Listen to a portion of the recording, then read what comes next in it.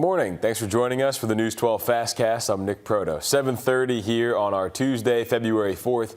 Today, tariffs imposed on China by President Donald Trump go into effect. Others could come by March for Canada and Mexico, depending on negotiations there. This is all part of Trump's war on fentanyl, and there's a chance you could feel the impact of those tariffs.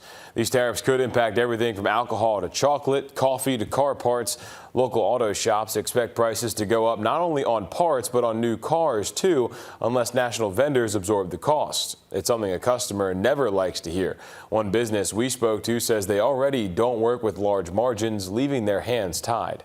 Everybody's hands are tied in the entire chain and system, and the entire loop. Everybody's just having to shrug their shoulders and pass it along. He says they've also seen an increase in business post-COVID when prices were inflated too, but it's not the kind of business they take pride in. In the Jackie Johnson trial, the judge dropped one of the charges against the former Brunswick district attorney. The judge dropped count 2, which accused Johnson of using her power to meddle in the Ahmaud Arbery murder investigation. Her lawyer put a spotlight on testimony from an officer who says she never had contact with Johnson. The lawyer also pointed out there was no evidence of any arrests going to happen at the time because police did not consider Arbery a victim. This is how the judge responded. I think count 2 fails. There is not one scintilla of evidence that I've heard that would authorize a verdict on that count, so I'm going to grant the motion as to that. Johnson still faces the violation of oath charge. Court is set to resume this morning. A South Carolina mother of a 4-year-old shot and killed on Christmas Eve will not face charges. Columbia police say the mother of Jahel Walker stepped away from the car to go into a store less than 3 minutes before the child shot himself with a loaded gun. Police say the gun was in a different spot that was not mentioned to the mother. Officials say that's one of various determining factors that led them to not charge the mother. The others were no evidence of underlying criminal activity, and the child's parents are lawful gun owners. Here at home, a person is dead from a crash on Milledgeville Road. Richmond County deputies say it happened yesterday afternoon at Golden Camp Road. Their preliminary investigation found a Ford Edge turned into the path of a dirt bike. The coroner says the rider, 36-year-old Latrell Schubert, died at the scene. That investigation is still ongoing. An elderly care worker is facing charges in connection to the deadly beating of an 82-year-old patient. The Richmond County coroner says Harry Millard was injured last month by a worker at Barclays Senior Living. Millard later died at the hospital. Deputies arrested 28-year-old Curtis Hightower for allegedly hitting Millard, knocking him unconscious. The Richmond County Sheriff's Office says a jailer is fired and arrested for a use of force violation. Authorities accuse Omar Riley of being involved in an incident at the Charles B. Webster Detention Center last month. They say an inmate was on the phone and was told by the former jailer to end the call. They go on to claim the inmate had responded. He had 2 minutes left. Then they accuse Riley of using a stun gun on him. The Sheriff's Office says this is considered a violation of policy and use of force guidelines. Today is World Cancer Day, and more than $250,000 is helping cure the disease at the Georgia Cancer Center. That's thanks to the nonprofit Paceline. This comes during a crucial time as the National Cancer Center Institute reports 2 million new cancer cases last year. Mary Claire Reagan with the Cancer Center tells us what demographic they're seeing the most cases from right now. It's really shot up recently, and they're very concerned about it. So a lot of research right now is focused on younger folks and why they're being diagnosed with cancer at higher rates. Researchers say the most common cancers in our area are breast, prostate, lung, and skin, but they're seeing soaring numbers of young people diagnosed with colorectal cancer. Georgia Cancer Center will be set up across AU Health Sciences campus today for awareness. This morning, there are talks about possibly bringing more than 100 tiny cottages to Columbia County.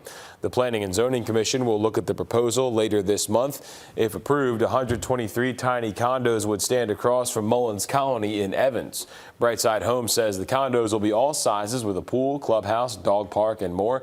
Some say they are worried about how it could affect property values. I'm very leery about adding that density to an area that's already kind of congested and that's growing so fast. You know, anytime you add housing like this, it affects property values all around it in the county. So I'm curious about what that would look like a few years down the road as well.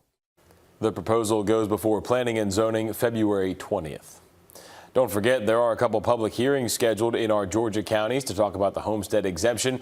Governments and school districts have to decide if they'll opt in or out of the property tax hikes cap. This is who's going to meet today. Grovetown City Council at 10 a.m. in council chambers, Augusta Commission at 6 p.m. at Diamond Lakes Regional Park, and the Columbia County Board of Commissioners at 6 p.m. in the Evans Government Center auditorium. Another FEMA Disaster Recovery Center plans to shut down. The agency says Southeastern Technical College on Kite Road will close for good Wednesday night at 6 o'clock. That's over in Emmanuel County.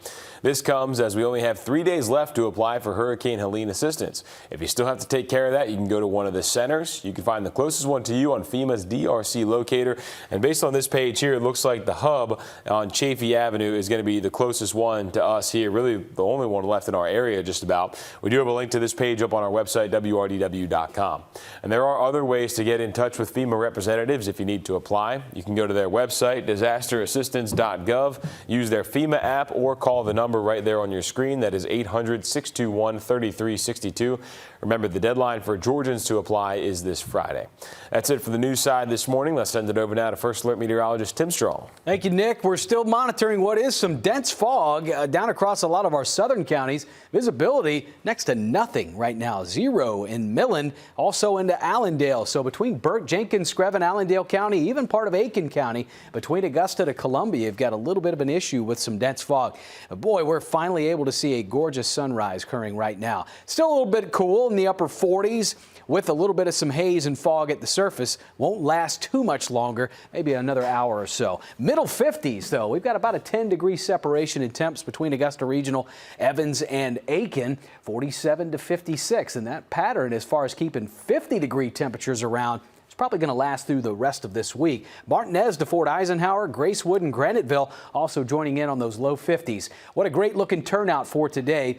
You get rid of the early low clouds and some fog, and it's all about really warming up even more. In fact, closer to the 80-degree mark today. 78 for the high. We're going to see mostly cloudy skies for tomorrow and a possibility of a passing late night shower. Not a lot of rain coming around for the next 7 days, but there's going to be a few opportunities that fly in there. We're still warm and mostly dry going into Friday and the upcoming weekend with highs both in the upper 70s. Have a great day.